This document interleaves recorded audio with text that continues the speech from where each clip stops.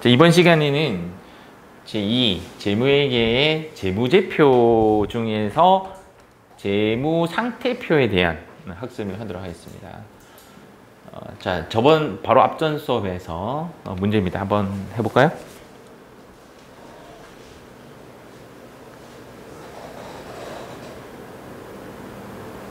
다른 건 다 들어봤는데 하나는 안 들어봤죠? 맞죠? 정답은?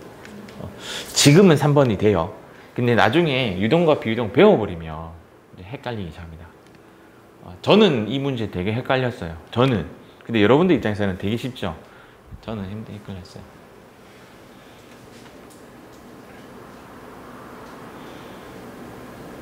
여러분들은 하나밖에 모르잖아요. 정답은? 근데 나중에 되면 뭐 회계, 거래 뭐 이런 단어들도 좀 배운단 말이에요. 그러면 헷갈려요. 자, 이번에는 오늘 이 시간은 재무 상태표. 그러니까 다음 시간은 손익계산서 이렇게 배우는 겁니다. 시험으로 쳤을 때는 회계 2급에 아주 많이 나오는 파트입니다. 이 파트가. 회계란 자, 이런 이야기 했어요. 재무제표 종류 5가지. 첫 번째는 재무상태표. 두 번째는 손익계산서. 세 번째는 현금흐름표. 네 번째는 자본변동표. 다섯 번째는 주석. 오케이. 이렇게 5가지를 배웠고, 이런 걸 재무제표라고 했습니다. 그 중에 재무상태표입니다. 재무상태표의 키워드는 일정 시 점입니다. 점. 이게 지금 키워드입니다. 이 점자에 색깔이 들어가면 좋아요. 일정 시 점입니다. 점.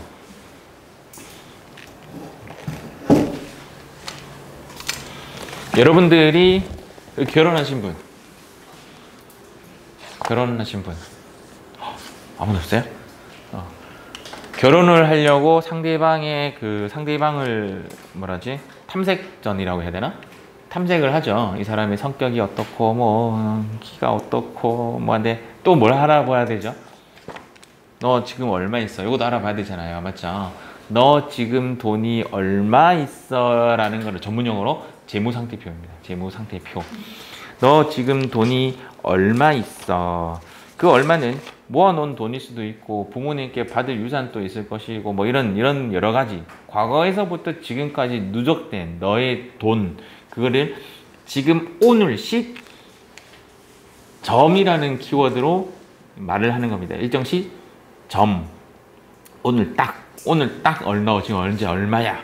이럴 때 뭐 그 돈을 따질 때 필통을 쫙 열면서 연필 1개, 연필 이렇게 세지는 않겠죠. 진짜 말 그대로 우리가 흔히 말하는 돈, 차, 집 약간 이런 쪽이죠. 통장 이런 쪽이죠.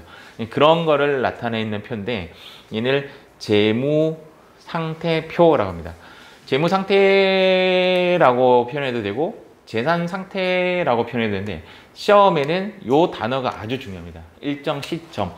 점을 빡 찍는다 생각하시면 됩니다. 점을 오늘 이렇게 딱 오늘 현재 빡 찍는다. 이 점이 아주 중요한 단어가 됩니다.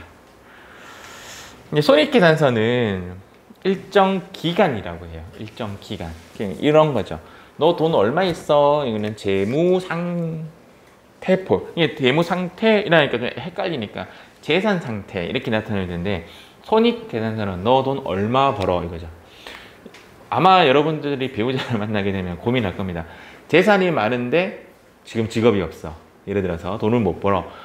재산이 없는데 지금 돈은 많이 벌어. 그럼 어느 사람을 선택할 것인가 고민되죠. 그래서 회사 바라보는 주식 투자하는 또는 이제 투자하는 사람들 또는 분석가들, 애널리스트들도 똑같이 고민해요.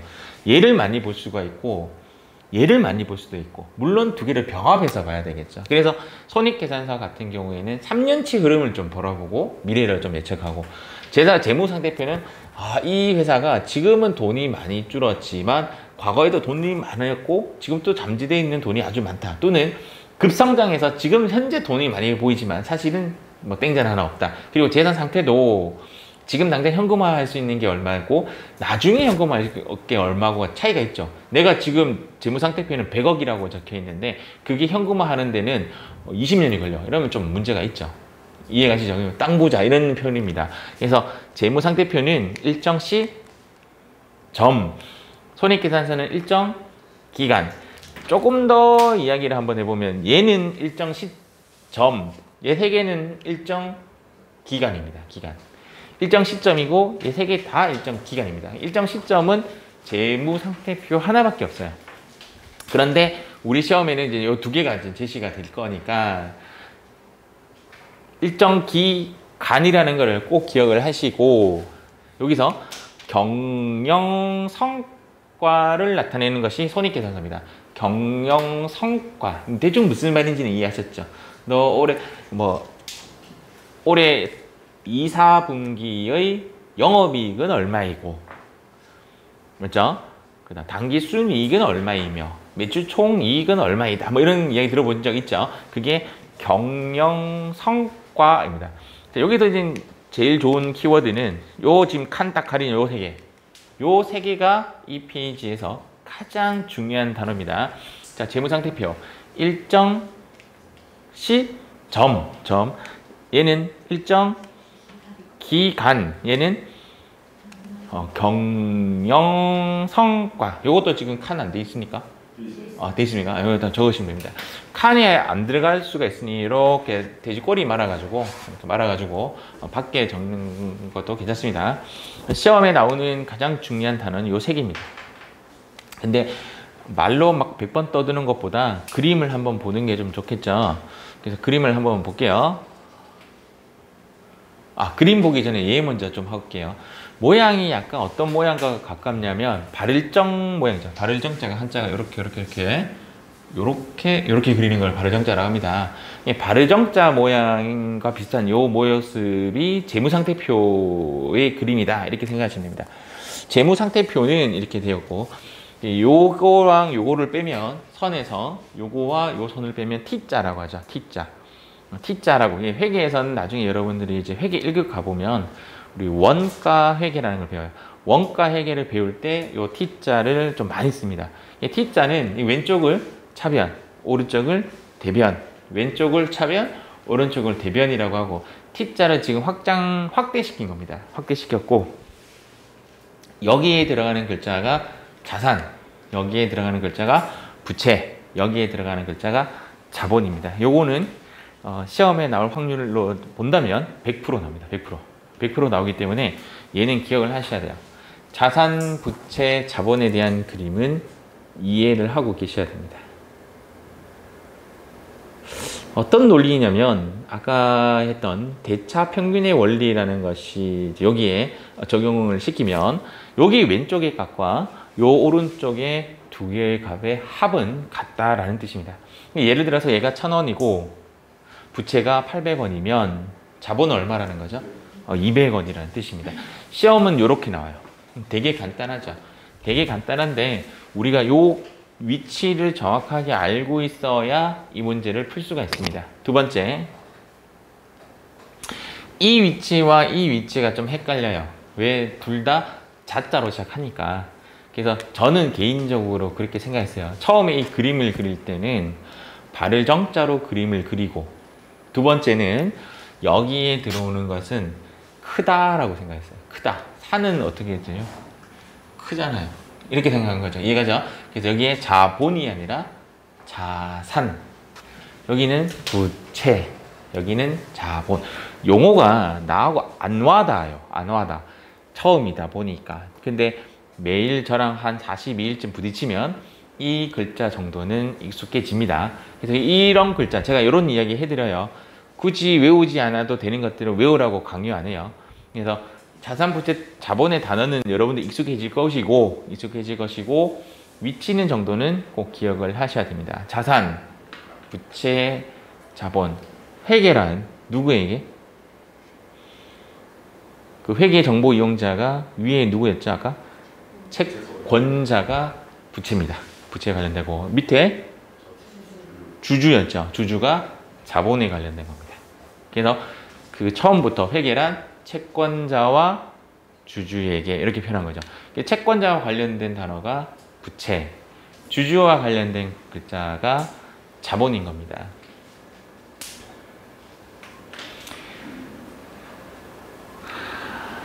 차를 한 대를 구입을 했어요. 이게 차를 구입을 하면 여러분 이런 이야기가 있습니다. 여러분들이 직장을 오래 다니는 방법 중에 하나가 회사 가자마자 차를 사는 겁니다. 내 돈이 어디서 차를 어떻게 사요? 차를 사면 퇴직을 하지 않습니다. 뭐 해야 되니까 여자로는 좀 보통 이런 표현하죠. 가방을 사는 것이다. 가방을 사면 이제 그 돈을 갚아야 되니까 퇴직을 하지 못한다. 결론적으로 차 살 때 100% 부채는 안 되죠. 돈 하나도 없이는 안 되고 내가 돈 일부는 내고 맞죠? 나머지를 빌려야 되죠. 그래서 실제적으로 요만큼은 내 돈으로 샀고 요 돈은 여기 부부 정도는 캐피탈로 이렇게 돈을 빌려서 샀다라고 가정하겠습니다. 그런데 기회가 되어서 내가 만약에 여기 땅 하고 차가 부딪혔어요. 땅 부딪. 다행히 내 돈 주고 산 부분이 아니라 캐피탈 주고 빌린 부분이 막았어요. 마음이 아파요, 안 아파요? 안 아파요. 야. 차를 돈 주고 빌려서 차 박아도 내 마음 아프죠. 되게 마음이 아프죠. 맞죠? 왜 아프냐? 전부 다 내 것이니까. 지금 단어가 되게 중요한 단어를 제가 말했어요. 내 것이니까. 예. 내 것이니까. 정현 씨가 갖고 있던 어떤 기기 장치를 저한테 팔았어요. 그리고 제가 그걸 부셔버렸어요. 정현 씨 마음 아파요? 안 아파요. 내 것이 아니니까. 근데 이럴 수가 있어요. 정현 씨가 한번 사용 한번 해봐. 그리고 나서 골라도 돼 해서 내가 사용을 한번 시운전 하는데 빠져버렸어. 마음이 되게 아파. 왜 뭐 아파? 아직 자기 것이거든. 이해가요? 그래서 지금 내가 이야기한 거는 소유에 관련된 이야기 했는데 소유 기준이 되게 중요해요. 모든 세법, 부가세법, 소득세법에 다 중요해요. 내 것이냐 아니냐로 따져요. 내 것을 뭐라고 하냐면 자산이라고 합니다. 그냥 자산이란 단어가 멀게만 느껴질 수 있는데 내 거라고 생각하면 돼요. 내 거. 내가 아파트를 샀어요. 근데 아파트를 누가 다 돈 주고 삽니까? 다 대출 껴서 사죠. 이해가죠? 그렇지만 그 아파트 누구 거라 그래요? 내 거라고 해요. 그래서 그 아파트를 자산이라고 한다고요. 이해가시죠? 그런데 내가 남의 집에 전세 들고 들어갔어요. 전세도 하는데 대출을 하고 전세를 들어갔어요. 그 아파트 내 거라고 해요? 안 하죠. 그래서 소유에 대한 내용이 되게 중요해요. 그래서 내 것을 자산이라고 하는데 거기 안에 내막을 보면 예를 들어서 아파트가 4억짜리야. 4억 중에서 실제 내 돈은 2억밖에 없어. 이해가죠? 부채를 2억을 했다라는 거예요. 그러면 나는 그 아파트 4억짜리가 내 거지만 안에 내막에는 2억은 진짜 내 돈이고 2억은 대출이다. 이렇게 표현이 되는 거죠. 이해가죠? 답 다 나왔어요. 전체 요거를 자산이라고 하고 여기를 뭐라고 하냐면 자본이라고 하고 여기를 뭐라고 했어요? 그러면 부채라고 하는 겁니다. 부채.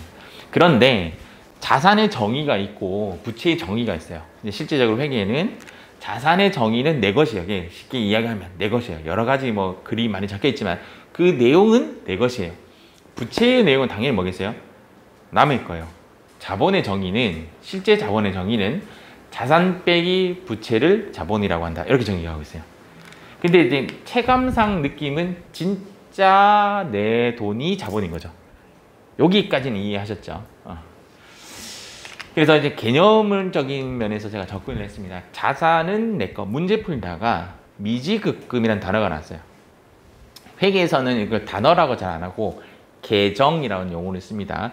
그래서 미지급금이라는 단어가 딱 계정이 나와서 얘가 자산이냐 부채냐 자본이냐를 물었어. 자본은 명확해요. 자본은 딱 보자마자 얘는 자본이라는 게 거의 느낌이 나와요. 안 나올 수도 있겠지만 근데 미지급금이 어디서 헷갈리냐면 여러분들이 자산인가 부채인가에서 헷갈려요. 여기 헷갈려요. 제가 지금 던진 단어는 되게 헷갈리는 단어예요. 미지급금은 준 거예요, 안 준 거예요? 안 줬다는 뜻이잖아요. 누구 돈을 안 준 거예요? 그럼 그 미지급금은 내 거예요, 남의 거예요? 자산일까요, 부채일까요? 부채입니다. 그래서 답은 부채 이렇게 나와요. 지금 정도의 문제는 난이도 중급. 어려울 수 있다. 많이 틀린다고 표현하는 거죠. 많이 틀립니다. 좀 더 가볼까요? 선수금. 자, 선수금이라는 단어를 해석 한번 해볼게요. 선자는 먼저란 뜻이고 수금은 받았다라는 뜻입니다. 내가 여행 사업을 하고 있는데 이번에 여행 사업 좀 이런 문제 좀 많았어요. 예약금을 받은 거죠. 예약금을 받았어. 요까지예요. 오늘 1000만 원, 100만 원이 들어왔어요. 예약금이 100만 원 들어왔어요. 이걸로 회식해도 돼요, 안 돼요? 왜 안 되죠?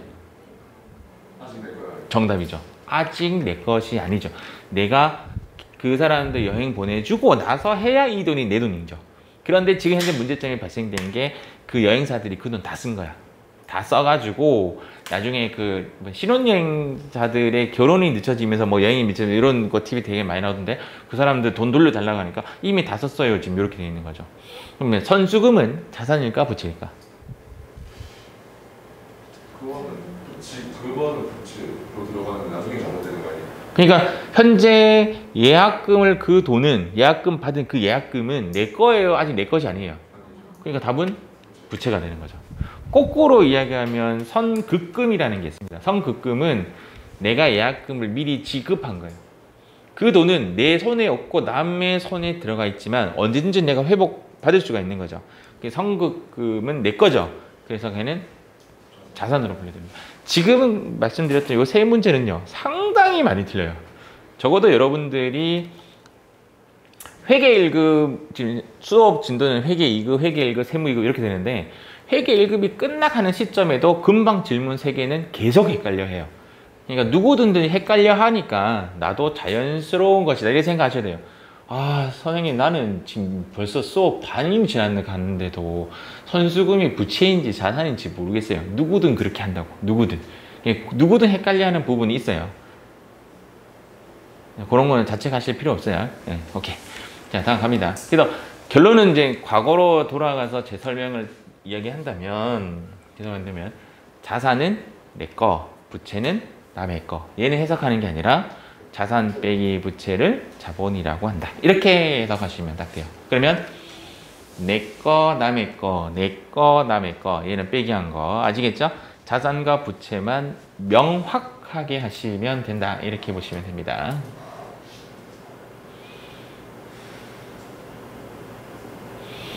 그래서 재무상태표는 자산, 부채, 자본이고 내 것, 남의 것 이렇게까지만 해석하시면 돼요. 요거는 굳이 해석하지 않아도 되는데 자산 빼기 부채를 자본이라고 한다 이렇게 하면 되는데 표현상 진짜 내 것을 의미는 하고 있죠.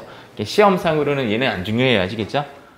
그래서 얘는 뭐 시험상 안 중요하다 이렇게 시험상 안 중요하다를 시험상 안 중요하다를 시험에 안 나온다를 앞으로 제가 뭐라고 할 거냐면 시험에 안 나오니까 CX 그럼 CO는 뭐겠어요? 시험에 나온다 이거 그냥 CX 이렇게 CX 이렇게. 저는 이제 CX라고 말해요. 시험에 안 나온다 CX 시험에 안 나온다 CX 예, 시험에 나오는 부분은 내 것과 남의 것으로만 기억하시면 됩니다. 대차평균의 원리에 의해서 자산의 합계랑 부채 더하기 자본의 합계는 똑같다라는 뜻입니다. 이게 재무상태표 등식이라는 건데 굳이 외우실 필요가 없습니다. 발을 정자를 기억하시는 게 더 중요하고 수학적 산식은 안 중요하다라고 보시면 됩니다. 자, 여기에 들어가는 글자는 내 것, 여기에 들어가는 글자는 남의 것. 여기는 진짜 내 것. 중요성은 떨어진다 했어요. 분명히. 재무상태표가 객관식으로 가볼게요. 일정 시점이다. 일정 기간이다. 일정 시점이다. 정말 중요한 단어를 이제 한번 또 볼게요. 손익계산서 먼저 갑시다. 손익계산서는 발을 정자 거꾸로예요. 그러니까 발을 정자 거꾸로인데 이 단어와 이 단어가 상당히 헷갈려요. 이 단어와 이 단어가 먼저 좀 헷갈려요. 이 단어부터 한번 정리를 한번 해볼게요. 내가 택시 운전을 해요. 택시 운전을 하는데 오늘 손님한테 10만 원 받았어요. 자, 오늘 10만 원 받고 기름을 8만 원어치 집어넣었어요. 엄마가 물어봤어요. 니 오늘 돈 얼마 벌었어? 1번 10만 원, 2번 2만 원. 자, 지금 2만 원 하신 분도 있고 10만 원 하신 분도 있고 그 차이가 뭐냐면 10만 원은 진짜 번 돈을 이야기한 거고 2만 원은 남은 거를 이야기한 거죠. 그러면 실제 사람들은 어떤 회계상 어떤 대답을 할까? 그럼 좀 더 크게 한번 해볼게요. 오늘 우리는 옷 매장을 해. 옷 매장 가게. 직원 수가 100명이야. 불도 막 내리쬐고 있고 옷도 수만 가지야. 그런데 오늘 돈을 얼마 벌었냐면 1억을 벌었어. 이해가죠? 물어봤어요. 너 오늘 돈 얼마 벌었어? 정답은? 그러면 대부분의 말하는 뉴스에서 말하는 오늘 홈마트에서 1일 매출이 얼마입니다. 그 말의 그 번 돈은 얘를 의미할까? 얘를 의미할까? 얘를 의미합니다. 대부분의 방송 타는 모든 단어들은 대부분의 단어들은 수익을 이야기합니다. 그러니까 사실상 아까 2만 원이 답을 했을 때 그 안에는 또 뭐가 있어야 되냐면 오늘 내가 점심도 먹었을 거고 또는 자동차를 몰았기 때문에 타이어에 대한 손실도 발생됐을 거고 그리고 이제 회계용어로 감가라고 합니다. 눈에 보이지 않는 비용이 상당히 많아요. 눈에 보이는 비용이 있고 눈에 안 보이는 비용이 있어요. 여러분들이 이거 굳이 구분할 필요가 뭐 있어요? 만약에 저는 제 꿈 중에 하나가 했으면 좋겠다는 거잖아요. 저는 커피숍을 한번 운영해 봤으면 좋겠어요. 돈 벌 목적이 아니라 그냥 나중에 노후에 그냥 커피 좀 즐기면서 손님 오면 좀 타주고 하면서 그냥 찬차 배우고 싶어요. 일단 내 생각이야. 그래도 얼마에 팔지는 정해야 되잖아. 예를 들어서 커피 가격이 그 원두 커피가 한 개 1,000원에 아 그러면 나는 1,200원 딱 나는 돈 벌 목적이 아니니까 1,200원 정도만 하면 되겠지 하고 이렇게 계산하면 안 된다는 거야. 왜냐면 보이는 것만 1,000원인 거지. 실제로는 그 임대료 내니까 임대료 나가겠지. 두 번째는 전기비 나가겠지. 월급 줘야 될 수도 있으니까 인건비도 나가겠지. 그 커피 어디서 전화해서 뭐 가져올 수도 있지만 내가 직접 가서 가져올 수도 있잖아요. 그러면 또 차기름비 나가지. 그런 보이지 않는 비용들이 상당히 많습니다. 그래서 원가 측정을 나중에 회계 1급 때 원가가 배우지만 원가 측정을 잘못해버리면 열심히 일을 하고 일을 하면 그러니까 물건 팔면 팔수록 손해보는 상황이 생겨요. 그러니까 원가 측정 되게 잘해야 돼요. 내가 오늘 칼국수 장사를 해. 그럼 칼국수 값이 얼마인지 정확하게 정하려면 원가를 정확하게 산출해낼 줄 알아야 돼요. 그래서 우리가 밥을 먹어도 어디 가면 칼국수가 3,000원이고 어디 가면 칼국수가 5,000원이네. 아 3,000원 그거가 싸고 좋네. 그 이유는 거기에 분명히 월세가 싸다든지 분명히 뭐 광고를 안 한다든지 뭔가가 비용이 없습니다. 아니면 실제 원가도 쌀 수도 있고 아니면 그래서 일단은 여기서 말하는 이익과 여기의 수익의 차이는 이해하셨죠? 그런데 우리는 이제 머릿속으로는 이익이라는 개념을 는 이익이라고 할게요. 는 이익. 즉 평상시는 얘를 따지지 말란 뜻이에요. 그냥 우리는 뭐만 따진다고요? 요 두 개만 따진다고. 그러니까 수익과 비용. 자, 수익이 1,000원이야. 비용이 800원이야. 이익은 얼마? 200원이 되는 거죠. 이 수학적 등식은 요 표를 통해서 이해를 하시고 수익이 1,000원이야. 자, 비용이 1,200원이야. 요거는 마이너스 200원. 얘를 뭐라고 한다? 손실이라고 한다. 이해가죠? 그래서 단어 중에 당기순 이익은 플러스를 이야기하는 거고 당기순 손실은 마이너스를 이야기하는 거고 당기순 손익은 손해도 이야기할 수도 있고 이익도 이야기할 수 있는 짬뽕 글이고 다 있는 글이에요. 당기순 이익이라는 글자도 있고 당기순 손실이라는 글자도 있고 당기순 손익이라는 글자도 있고 손익은 둘 다 머금고 있는 뜻이에요. 그래서 요거를 공부할 때는 는 이익 이렇게 이해하시면 됩니다. 는 이익 이렇게 이해하시면 됩니다. 자, 수익을 번 돈이라고 하고 비용을 쓴 돈이라고 하고 얘는 굳이 해석할 필요 없다고 했어요. 는 이익으로만 하고 요 두 개만 고민을 하시면 됩니다. 수학적 등식은 이렇게 되죠. 수익 이꼴은 비용 더하기 이익 이렇게 해도 되고 수익에서 비용을 빼면 이익이 된다. 이렇게 해석하셔도 되겠죠. 여기서 하나만 더. 자, 손익계산서는 일정 기간이다. 이렇게 그거 잊지 말고 해보시면 됩니다.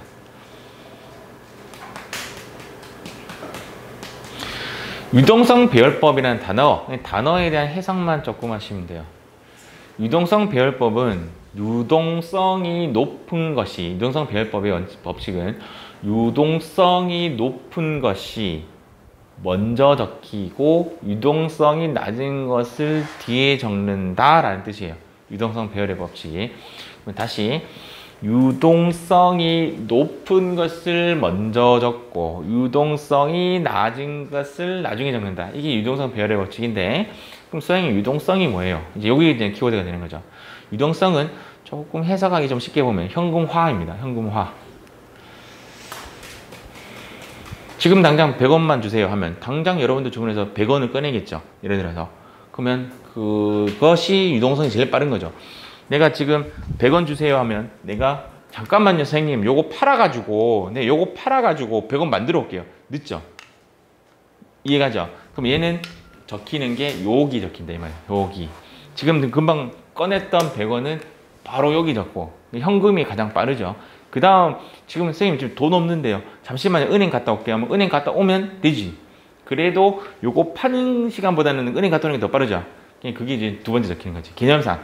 이게 유동성 배열의 법칙이라고 합니다. 유동성이 현금화라고 생각하시면 돼요. 큰 항목부터 배열한다. 시험에는 얘가 작은으로 나와요. 오답으로 나올 때. 유동성이 작은 항목부터 배열한다. 이 말은 틀린 말이에요. 유동성이 큰 항목부터 배열한다. 현금화가 빠른 순서로 한다. 이렇게 보시면 됩니다. 유동성이 큰 항목부터 뭐가 빠른 순서? 현금화가 빠른 순서부터 한다. 이렇게 보시면 됩니다. 재무상태표에는 종류가 자산의 종류가 2가지, 부채의 종류가 2가지, 얘의 종류는 5가지. 다시 자산의 종류는 몇 가지가 있다고요? 2가지. 부채의 종류는 2가지. 2가지. 얘는 몇 가지 있다고요? 5가지가 있다. 일단 머릿속에 살짝 넣어놓고 살짝. 또 자산의 종류는 2가지인데 지금 현재 보는 유동자산과 그 다음 유동자산과 앞에 글자에 B자가 붙은 비유동자산으로 나눠집니다. 유동자산과 비유동자산으로 나누는 기준은 통상 1년이에요. 그래서 아까 객관식 문제에서 그것도 헷갈릴 수 있다는 거예요. 1년 기준이 회계연도가 회계연도가 뭐 유동과 비유동의 뭐 기준이 된다 이렇게 되어 있는데 비슷하잖아요. 유동과 비유동에 나누는 기준이 2가지가 있는데 그 중에 한 가지가 1년입니다. 1년. 그래서 1년을 기준으로 1년 이내에 현금화가 가능하면 1년 이내에 현금화가 가능하면 유동자산. 그럼 쉽게 얘기해서 보통 예금에 돈이 들어가 있어요. 걔는 유동일까요? 비유동일까요? 유동이죠. 은행에 가서 돈 뽑아오는데 1년 이내 걸릴 일은 없잖아요. 이해하죠? 그래서 통상 내용상으로는 1년 이내 현금화가 가능하면 유동, 1년 이내 현금화가 좀 불가능한 거는 비유동자산이라고 합니다. 날씨가 아까보다 점점 흐려지는 것 같잖아요. 점점 어두워. 자, 부채도 2가지로 나눠지는데 지금 당장 갚아야 되는 거는 유동부채. 그럼 또 추측하시겠죠. 여기는 또 뭐가 있어요? 그렇죠. 비유동부채. 당장 안 갚아도 되는 거. 여러분들이 주주라면 이거 많은 회사가 좋아요. 이거 많은 회사. 1억이라고 치면 1억이 여기 있는 게 좋아요. 1억이 여기 있는 게 좋아요. 밑에 있는 게 좋지. 당장 안 갚아도 되니까. 보니까 20년 후에 갚아도 된대. 여기에 있는 것이 좀 더 선호하고 유동자산이 좋아요. 비유동자산이 좋아요. 유동. 지금 당장 현금 뽑아서 쓸 수 있는 게 좋죠. 유동자산을 여러분들이 애널리스트라면 유동자산이 얼마 있고 근데 개념은 1억이라고 하면 요거 1억 요거 1억에서 자본 0이다 만약에 이렇다고 친다면 똑같은 회사가 아니라는 거예요. 내부를 봤더니 유동자산이 많은 회사가 좀 좋은 회사고 비유동부채가 있는 회사가 오히려 좀 괜찮은 회사. 부채 중에서도 이렇게 나눌 수가 있습니다. 자본의 종류는 몇 가지? 5가지. 자, 다시 한번 볼게요. 자산의 종류는 몇 가지? 2가지. 부채 종류는 2가지. 자본의 종류는 5가지. 자, 첫 번째의 땡땡 자산. 유동자산. 그 다음은 비유동자산. 부채는 유동부채. 그 다음 여기는 비유동부채. 자본에는 종류가 몇 가지가 있다고 했죠? 5가지가 있다. 이렇게 이야기했습니다. 자, 여기 칸 5가지. 5가지는 이제 여기 파트는 회계 1급 파트예요. 회계 1급의 자본을 좀 진하게 할 거니까 그때 5가지 고민하고 지금은 우리 요거만 일단 고민하자고요. 요거만 1차적으로는 요거만 고민하겠습니다. 자, 자산에는 유동과 비유동으로 나눠진다. 근데 얘가 또 나눠져요. 또 나눠져요. 나누는 기준이 1년 또는 이제 2가지라고 했죠. 이 원 사이클이라고 합니다. 원 사이클. 원 사이클인데 시험에는 원 사이클은 안 나와요. 한 1년만 나와요. 1년만 시험에는. 원 사이클이 뭐냐면 매입 매출 횟수, 매입 매출 횟수, 매입 매출 횟수 요거 원 사이클. 물건을 사고 팔고 돈 회수까지 받는 거를 원 사이클이라고 합니다. 선생님 왜 원 사이클이라는 규정이 더 들어왔어요? 여기에 사실은 이제 뭐가 들어가냐면 당좌 자산하고 재고 자산이라는 게 있는데 재고 자산 때문에 생겼어요. 이거 때문에 일단은 머릿속에는 몇 년이라고요? 1년 또는 원 사이클. 알겠죠? 1년 또는 원 사이클. 이렇게 생각하시면 됩니다. 1년 또는 원 사이클. 자산에는 유동자산과 비유동자산으로 나눠지고 유동자산은 몇 가지로 나눠지냐면 2가지. 비유동자산은 몇 가지로 나눠지냐면 4가지로 나눠집니다. 첫날에 너무 많은 폭발을 듣는 것 같은데 나중에 뒤에 수업 보면요 계속 반복적으로 하고 있어요 제가. 그래서 그냥 막 듣고 흘리는 게 좋습니다. 자산에는 유동과 비유동으로 나눠지는데 유동에는 몇 가지? 2가지. 비유동은 몇 가지? 4가지. 자, 유동자산 2가지 중에서 지금 당장 자산화가 가능한 거, 현금화가 가능한 거. 다시 지금 당장 현금화가 가능한 거를 당좌자산이라고 합니다. 당좌자산. 2번째 재고자산. 홈쇼핑 좀 보시죠. 홈쇼핑 보시면 홈쇼핑에서 청바지를 판매하고 있는데 이런 이야기예요. 띵띵 끝에 뭐 사이즈가 몇 사이즈가 있어요. 띵띵 띵띵 하면서 지금 재고가 떨어지고 있습니다. 재고가 떨어지면 재고가 뭔 뜻인지 아시겠죠? 쌓여있는 상품을 재고라고 하잖아요. 자체 재고. 이 재고가 키워드는 뭐냐면 판매할이라는 단어가 키워드예요. 판매할 상품 이런 것들을 재고 자산이라고 합니다. 그러면 얘 키워드는 당장이라는 키워드가 되고 얘 키워드는 판매할이라는 단어가 들어갑니다. 판매할. 자, 지금 현재 여기 있는 컴퓨터는 판매 목적이 아니에요. 아닙니다. 얘는 재고 자산이 아니에요. 그런데 어느 회사 가면 얘가 판매할 목적인 회사가 있죠. 이해가시죠? 그 회사는 얘가 이제 뭐가 되냐면 재고 자산이 되죠. 저는 얘가 뭐가 되냐면 비유동으로 가요. 판매할 목적이 아니고 사용할 목적이죠. 저는. 그래서 상품의 물건을 가지고 계정 과목을 나누는 게 아니에요. 목적을 가지고 계정 과목을 나눠야 돼요. 비유동 자산에는 총 4가지가 있는데 첫 번째 비유동이 뭐냐면 투자자산. 당연히 이 키워드는 투자할 이 키워드겠죠. 당연히 투자할. 그러면 건물을 샀어요. 목적이 3가지가 있을 수가 있어요. 좀 뒤에 거 먼저 꺼내놓고 갈게요. 이렇게. 요거 먼저 설명하고 이제 그거 설명할게요. 유형 자산은 형태가 있다는 말이에요, 없다라는 말이에요. 있다는 말입니다. 형태가 있고 얘의 목적은 사용할 목적이 돼요. 자, 이제 다시 건물로 한번 가볼게요. 건물을 샀어요. 산 이유가 뭐냐면 사용할 목적이에요. 그럼 여기로 들어가요. 건물을 샀어요. 그 건물을 사용할 목적이 아니라 투자할 목적으로 샀어요. 여기로 들어가요. 계정 과목 이름은 달라집니다. 여기로 들어가면 건물, 여기로 들어가면 투자 부동산 이렇게 이름이 바뀝니다. 내가 그 건물을 샀어요. 산 목적은 판매할 목적으로 샀어요. 판매할 목적으로 사는 데가 대부분 건설업이 될 수도 있고 부동산 매매업이 될 수도 있죠. 부동산 매매업이 좀 될 가능성이 있겠죠. 그러면 거기에서는 건물을 뭐라고 명하냐면 상품이라고 명해요. 똑같은 건물이지만 계정 과목 이름이 달라지는 것이 보이죠. 얘는 재고자산은 목적이 뭐였다고요? 판매할이라는 단어가 들어가야 되고 투자자산의 키워드는 투자할이라는 단어가 들어가야 되고 유형자산의 키워드는 사용할이라는 말이 들어가야 돼요. 그래서 얘는 사용할 목적이고 형태가 있는 것을 유형자산이라고 합니다. 비용동자산은 모양이 있어요, 없어요? 없다라는 뜻이고 내용은 이 두 개랑 똑같아요. 내용은 똑같고 나머지를 기타 비유동자산이라고 한다. 지금 현재 이 키워드는 거기 적혀 있나요? 저기 딱 적혀 있네요. 와, 참 누군가 필기 잘 해놨다 맞죠? 당장자산의 키워드는 당장, 재고자산의 키워드는 판매할, 투자자산의 키워드는 투자 목적으로 뭐 이런 식이죠. 유형자산은 두 가지가 있어요. 사용할 목적이 돼야 되고 형태가 있는 이렇게 돼야 되고 얘는 사용할 목적인데 형태가 없는 이렇게 되는 거죠. 무형자산의 가장 키워드는 여러분들이 돈을 벌었어요. 돈을 버는 이유는 뭐 때문에 벌죠?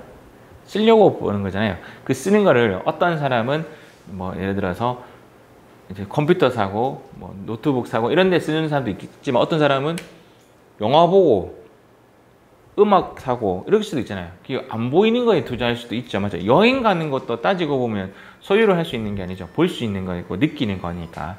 그래서 우리가 대부분의 무형자산 같은 경우는 소프트웨어 이런 것들입니다. 프로그램들 이런 것들 안 보이니까 조금 쉬었다가 더 뒤에 이어서 하도록 하겠습니다.